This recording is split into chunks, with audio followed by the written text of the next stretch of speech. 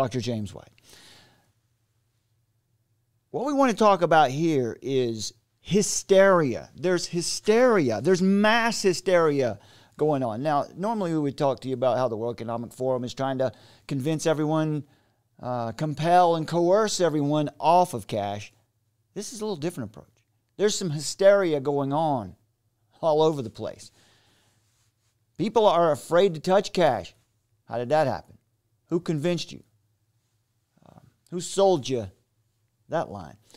And also, did you know that police officers are falling over with fentanyl overdoses? People are picking up napkins and money off the street, and they're having fentanyl overdoses. Is that what's happening, really? Let's take a look at a couple stories here about the contaminated cash before we get started with the other stuff.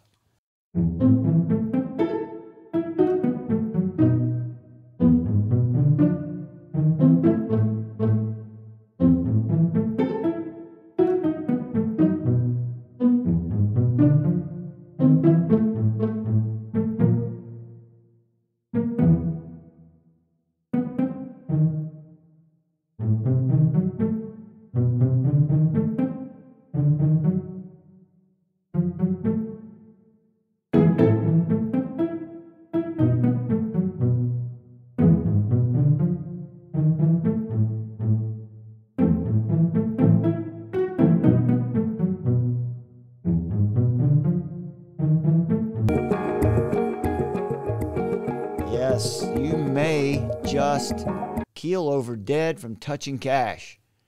Here's some more.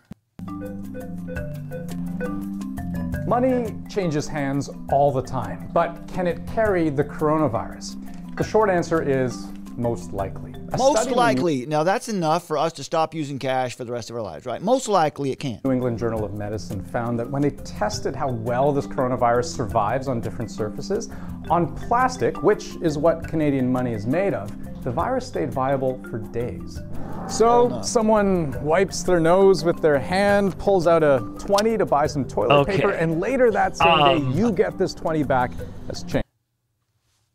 James White is a new addition to our show here, so it seems like every time I come back to this screen, he's going to be there to welcome us. I'll fix that later. But I think I can fix it right now. The point here is, folks, is that true? Is there any way to actually check up? There we go. Maybe that'll fix James. I can control when James shows up. There he goes. There he goes. He's taking it over.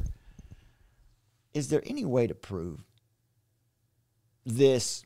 Can we know for sure? And if that's the case, if it's the case that someone wipes their nose and touches the banknote, and then, well, why haven't we been, why haven't there been constant epidemics and pandemics?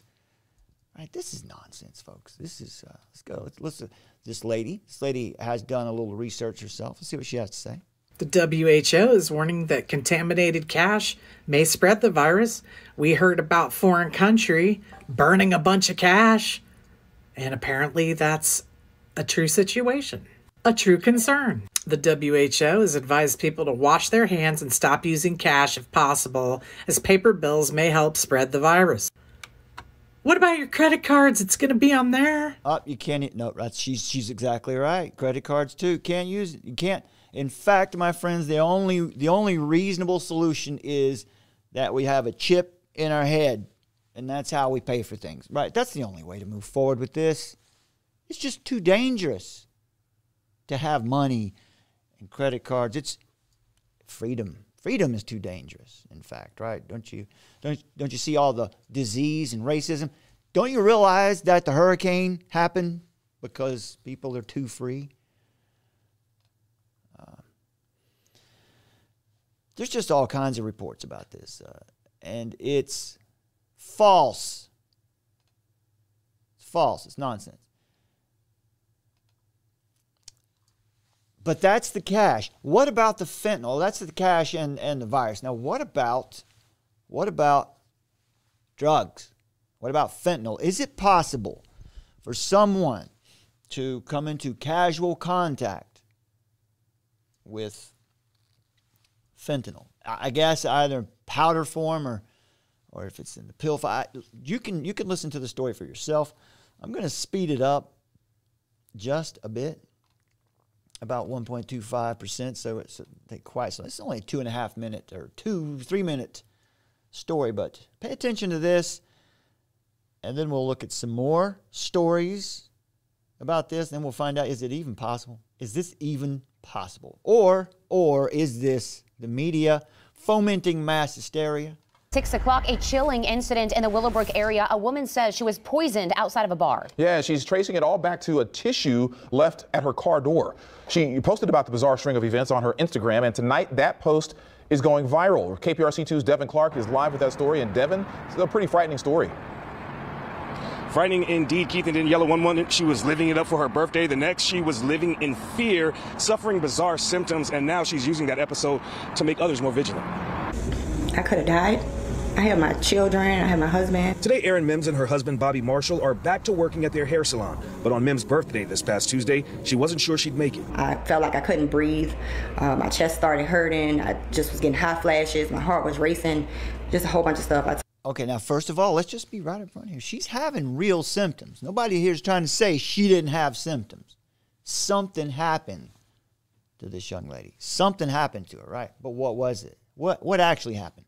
Told him, I don't feel okay. I think I need to go to the hospital. She says it all began after leaving a birthday brunch at the Willowbrook Prospect Park Eat Drink Lounge and noticed a napkin like this one stuffed in her door handle. I took it out with my nails and just threw it and got in the car, and then I asked him about it, and he said no, he didn't put a napkin in there. Despite going back to wash her hands, Mims and Marshall believe whatever was on that tissue transferred onto her door handle and into her body. My fingertips started tingling. In my mind, I'm thinking, I'm just overreacted. Moments later, instead of heading to the spa, Mims was spending her special. Now, keep in mind what she said there. She said to her, maybe I'm overreacting. Maybe she's realizing that it could be possible that she's overreacting. Day fearing for her life in a hospital bed. It's crazy. It just makes me think that we're not safe. You know, there's some crazy people going out in the world just doing things. After running tests. That's the message, right? That's what we've all been taught to feel. You don't know what's going to happen out there. And it's, all right, to an extent, that is true. All right, we're fallen creatures in a fallen creation, and many things are up for grabs out there. It's hard to trust people, but is it actually the case that it's this dangerous? And flushing out her system. Mims says a doctor told her she suffered acute poisoning, but because there wasn't much of it in her system, they couldn't identify the substance. Now, so we give these people the benefit of the doubt. Look, she had real symptoms. They had an experience, and their doctor told them she had suffered acute poisoning.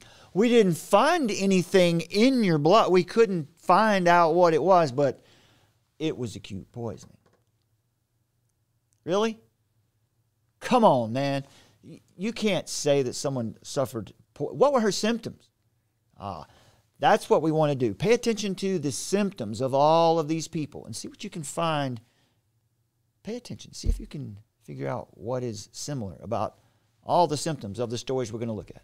After posting her experience on social media, she learned she may not have been the only one targeted. Someone reached out to me and they let me know that it wasn't just my car. They saw it on multiple cars. Tonight, the couple says they've gained a new sense of awareness. And it just make me watch my surroundings. I can read lips now, like from far away, like whatever it is, like I'm paying attention. What if my husband wasn't there to bring me to the hospital immediately? Like, what would have happened? Okay. Well, Prospect Park staff says no comment. HPD says it is investigating this incident as a possible assault and asking anyone out there who has any information about it to give them a call. Meanwhile, that hospital that Mims went to, officials there saying that anyone who feels that they may have been poisoned should get emergency medical help immediately. And we have possible signs and symptoms on our website, click2houston.com. Reporting. Of course, signs and symptoms. We have everything you need on our website to foment more fear and push more hysteria down the line. Why am I saying that? Am I being insensitive? No, first of all, we want to say absolutely to these people who've had an experience.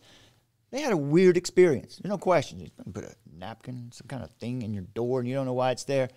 People say that possibly this is a way that maybe traffickers identify people they may want to abduct. I don't know. Maybe that's mass hysteria too. But let's just keep going with the with the stories here. Here's the next one. A Kentucky woman hospitalized after picking up a dollar bill. Oh no, it's cash again. And she joined Fox and Friends First here. This is one of the local Fox affiliates to discuss what she believes was an encounter with fentanyl-laced money. We'll look at her story here in just a minute. Here's the here it is from the Daily Mail. She says, my body went completely numb. Kentucky woman, now listen, here's what the media is telling you. Kentucky woman nearly dies. Nearly dies. Listen, did any reporter from the Daily Mail go to Kentucky and investigate this case? No, they're just making a headline there. Nearly dies. Is that actually the case? From picking up a dollar bill from McDonald's, from the floor of a McDonald's, she suspects was laced with fentanyl. Why would she think that? Why would she think it was laced with fentanyl? Just weeks after cops warned against picking up money.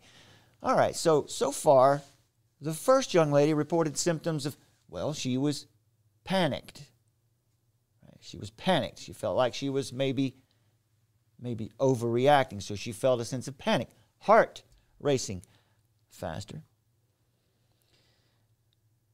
Says this lady's symptoms began when she had contact with the dollar in the car, immediately sending various symptoms throughout her body. She had been seated already beforehand with the idea, and then officers later determined the dollar did not contain traces of the deadly drug. So, what happened?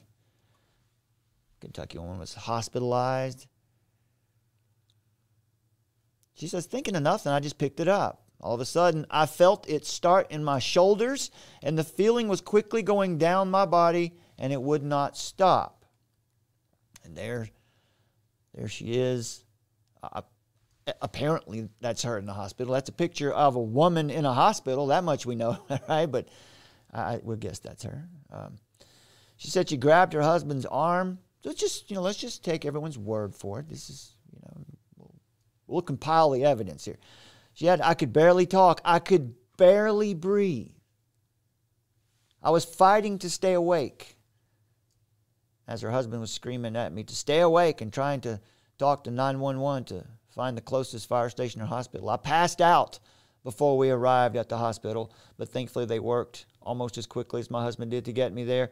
Justin drove nearly 100 miles per hour in a 35-mile-per-hour zone. So once again, we just want to say these people have had a real experience of some kind. But what caused it? What caused it? Why did this happen? She said, my lips started going numb, and my arm broke out in a rash. Okay, more symptoms. Here's another one. I knew I was dying. How 5 rounds of Narcan possibly saved a police officer's life. Now, if you followed this channel for a while, you know that a couple months ago, we did a story on the fentanyl crisis. There's a real fentanyl crisis. I don't know about so much in the world, but definitely in North America, Canada, and the United States. And you might want to watch that. I think you definitely want to watch that. It's in the playlist of the Armor of Truth live shows. And the thumbnail is unmistakable. It says fentanyl right there on it. And we talk about, we investigate what's going on in the cities where this is rampant. And what are the officials actually doing to stop it? Are they trying to stop it, or are they trying to perpetuate it in some way?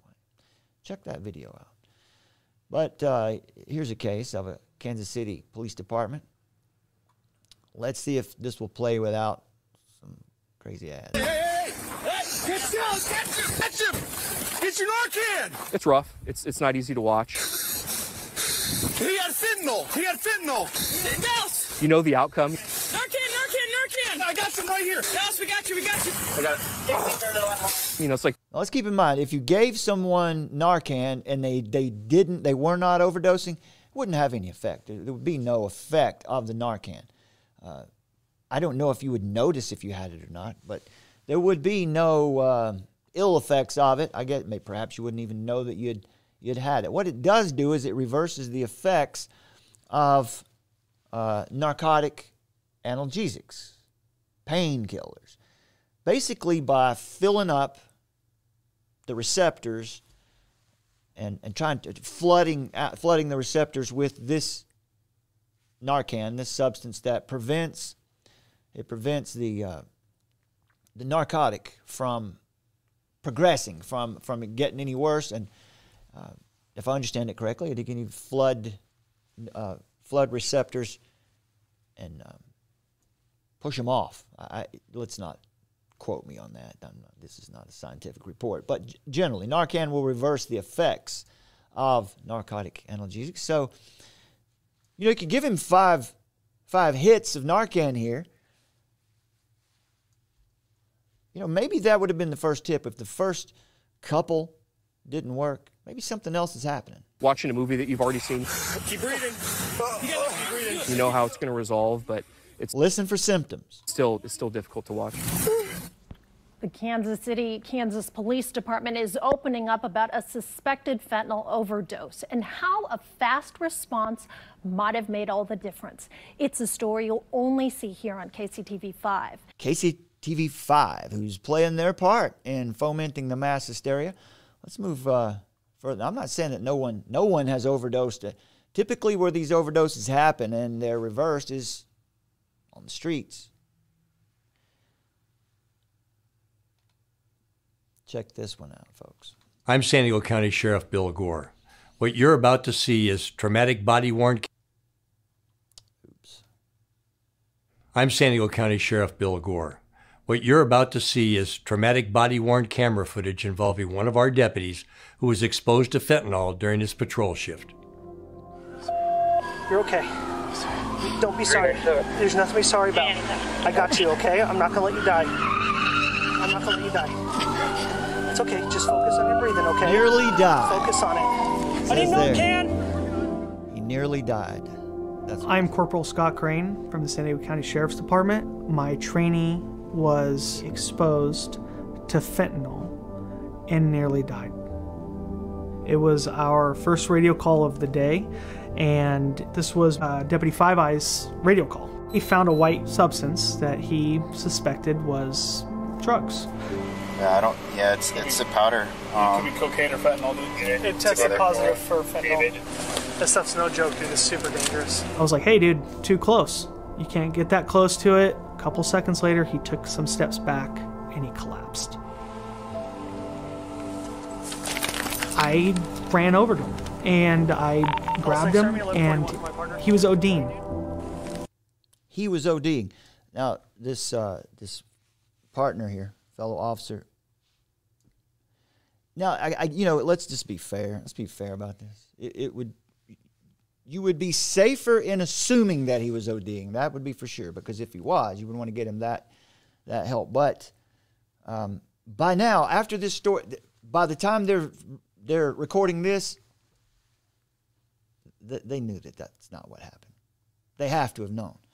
So why does it continue? Why does this narrative continue? And I went to my trunk, I grabbed the Narcan, came down to him, grabbed him, and I did one nasal spray in one nostril, opened the other one, another nasal spray in the other one. I remember just not feeling right, and then I fall back. And symptoms, not feeling right, and then I fell back. I don't remember anything after that. Just breathe, buddy. Trying to get him to focus on just breathing. And all right, so this partner, they're dealing with drugs there. They're working with him, so it's a reasonable assumption, I guess, unless you're more educated on how these substances work and what's actually possible. But so we can't fault them for taking the action they took. But what's really going on here? Let's check this one out. The power of even the smallest touch of fentanyl shown in this video. Is that true, though? That's what the news is saying. The power of even the smallest touch on the skin of fentanyl. Watch as a Bartlesville police officer wearing protective gloves is packing up drug evidence believed to be laced with fentanyl when he slowly starts to collapse. Becoming ill, lightheaded. And lightheaded, feeling ill. I think in that sense he probably means he feels nauseated. All right, lightheaded, nauseated.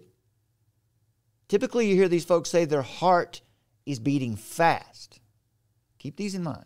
And actually basically passed out or fell. Seconds later, a rush of officers coming to the rescue. I don't know what would have happened had they not acted so quickly. Sergeant Jim Waring says officers quickly gave him Narcan, which is believed to have saved his life. Police say believed to have saved his life. All right, and here's the same story here again.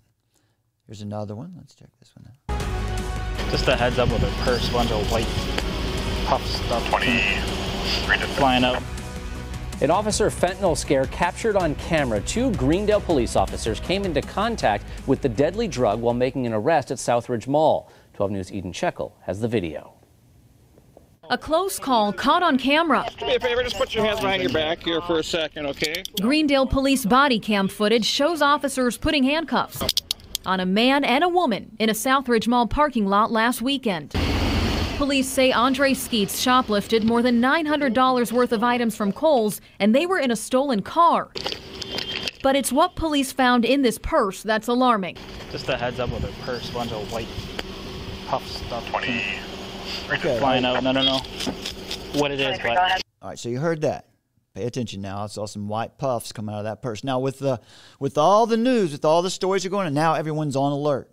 Everyone's on alert, and everyone is suddenly aware that I might get exposed and die here today. Well, you have to be thinking that if you're paying attention to the news. It's got me all sniffly. The officer started to show symptoms associated with exposure to fentanyl, a synthetic opioid that's becoming a major safety concern for first responders everywhere. You did not get exposed to fentanyl, did you? Again, for the second time. A second officer approached the woman in handcuffs. Is there anything in your purse we should be worried about for officer safety? It's not my purse. Whose purse is it? I don't know. But she insisted it's not her purse. I'm being dead serious. I've been exposed to heroin and fentanyl once. I don't want to get exposed again. Back at the police station, another officer also showed symptoms of fentanyl exposure after touching the same purse. Both officers... Oh, come on. All right, touching the purse. Are you getting it here? She didn't just touch the purse. They didn't even touch the drugs. Touch the purse. And you can see here on YouTube, it's just one after another with these stories.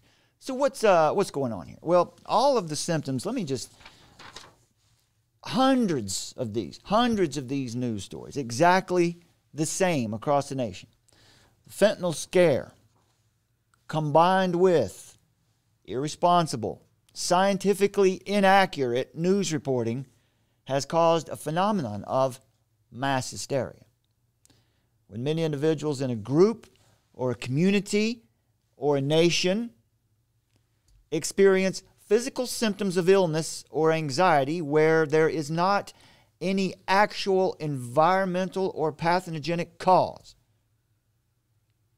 That's mass hysteria. In other words, people everywhere, including police officers, people who mean well, we're not making fun of these people. We're just showing you how powerful suggestion is. Power of suggestion. That's hypnosis in a sense. It's seeding the mind with an idea, planting an idea. So people everywhere, including police officers, have been misinformed and provoked to a state of hypervigilance. Now, hypervigilance is when you are constantly on alert. You're on high alert for something drastic to happen. In other words, there's a lot of endorphins are built up in your system and you're waiting for something big to happen. It's kind of like when you get an ear pierced or a nose pierced or whatever pierced. You go there and you're building up. I've done that, but I'm just like, I've seen it happen where people come in and they build. There's just so much build up to this piercing. They're expecting pain equivalent to having your arm chopped off, and their body's ready for that with endorphins. And then the little stick of the piercing happens, and the pain didn't come. And then all of a sudden, there's all this stored up endorphins, and the body is nothing. Your body doesn't have. There's nothing to do with it. It doesn't know. With that buildup of endorphins, and it has nowhere to go. You just pass out. You just fall out. Really common for people who do body piercings. See this all the time. So that's hypervigilance, when you're on alert to such a degree, but then nothing happens, and you're going to have a physical response to that.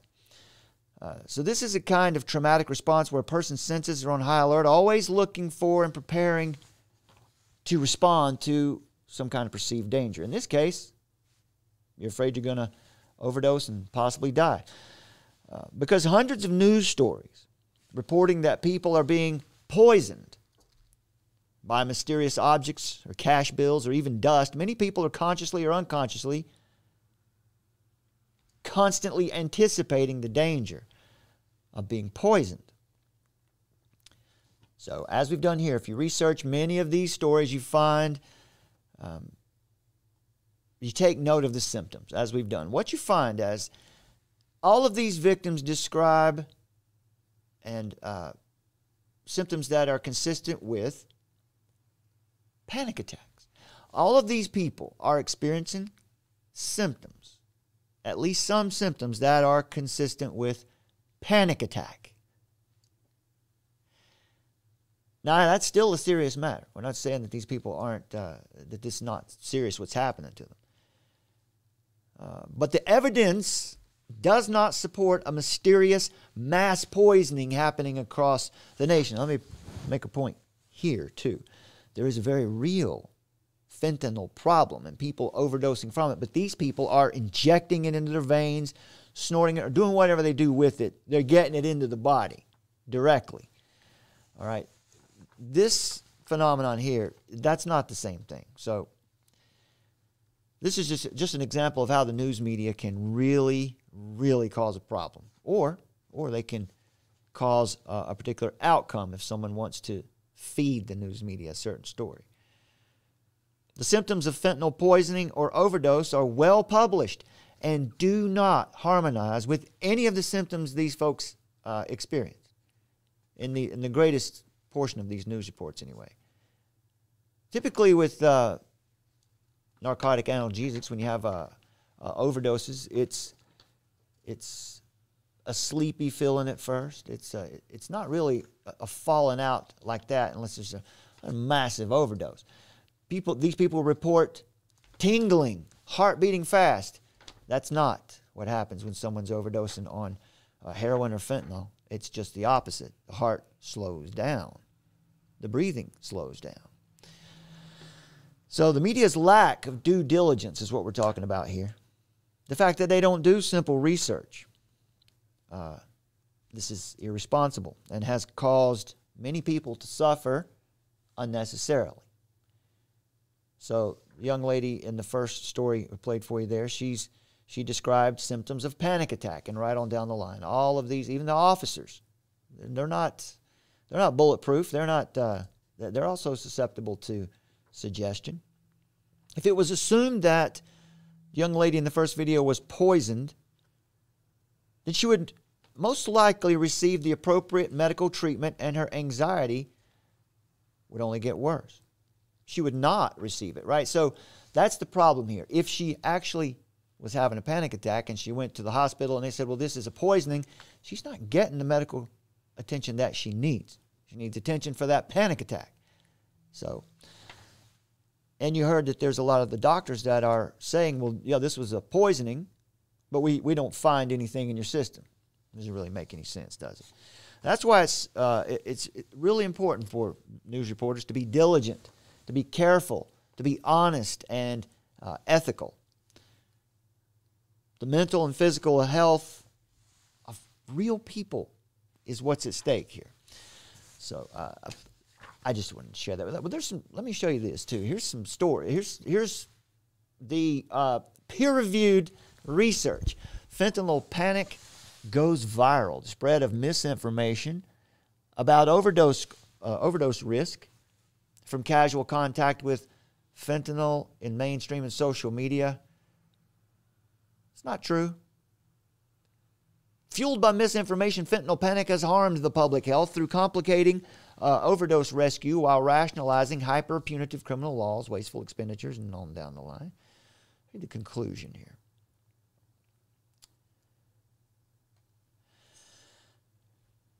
Misinformation about the risks of casual fentanyl exposure goes largely uncorrected in the mainstream and social media. This can deflect from real solutions while resource expenditures on fictitious risks should be redirected toward treatment and harm reduction. Better tools are needed to change misinformed health narratives. And the ethics implications here. Research was supported by a grant. They're saying here that this research, the funder had no role in this research, so this is trustworthy research anyway, and it's not the only one. There are plenty of other ones. Found quite a few out here. Another case here where no casual exposure just to the powder does not hurt you. Here's a story from our state, North Carolina. Did these deputies overdose after a quote-unquote exposure to fentanyl? Experts say no, that's unlikely. And, of course, administering the naloxone would not, the opioid reversal drug, wouldn't cause any problems. And they're always carrying it with them, so the first thing they're going to do is use that. There's a lot of they use a lot of naloxone, too. Now, here's the symptoms. Chest pain. Chest pain is not a symptom of fentanyl or heroin overdose. These are, here's this article says, these are more likely symptoms of an anxiety attack, which experts say is common for first responders who believe they've been exposed to a drug. All right, so once again, we don't want to, we're not making fun of anyone who's gone through this. What we're criticizing the news media. It's not hard to understand why first responders would be fearful around fentanyl. This opioid that's much stronger than heroin or morphine, depending on how it's been formulated there. It could be as much as 100 times stronger. A little goes a long way, which is why fentanyl is increasingly added to all kinds of drugs on the black market and is driving up overdose deaths among people using drugs. In fact, it's hard, they say, and from our report earlier this year, it's hard to find any street drugs that don't have fentanyl in them. If you buy prescription pills out on the street, you're most likely going to get something that's got fentanyl in it because now they have presses, pill presses, just like the pharmaceutical industry has. And I know I've spent more time on this than I should have, but this is a story. I've been sitting on this one for a while. So, during our time when we're not on the air, we're always researching and getting ready for shows. So this is one that I've had in the chamber for a little while. I wanted to talk about this today. Accidental occupational exposure to a large volume of liquid fentanyl on a compromised skin barrier with no resultant effect. So in this case, there was liquid fentanyl. Someone had some kind of accident in the lab or whatever and poured out a whole vat or vial of fentanyl liquid, which would absorb much easier than a powder would. You would assume if it was true that from casual contact you could overdose on this stuff, that person would have been dead instantly, right? But nothing happened. There was no resultant effect. This is not how the drug works. Here's another one. Can touch this. Training to correct police officer beliefs about overdose from incidental contact with fentanyl. All right, so